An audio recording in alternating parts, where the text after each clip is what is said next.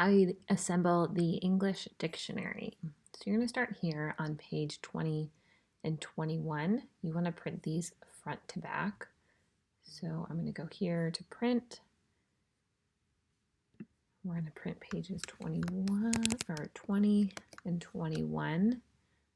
And I'm going to print these in grayscale. And then we want to print on both sides. This is an at-home printer. And we're going to flip on the short edge. And now we're going to print it.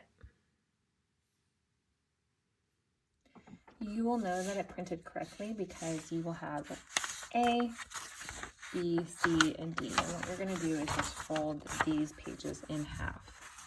So all of the letter pages you can just go and print front to back like we just did in order. It will look like the numbers or the letters are out of order. They're not, because you'll just fold them in half like this, and then you'll have A, B, C, D.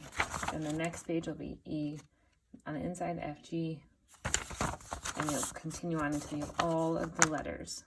So that's the step number one. Print those pages front to back. Then I'm going to show you how to put on the cover. You have all the pages front and back like that, and you're just going to fold them in half, put them one after the next one in order.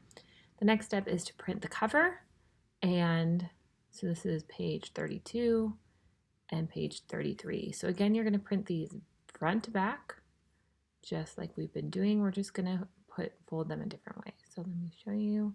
And go to print, and everything should still be set up. Print both sides back to back.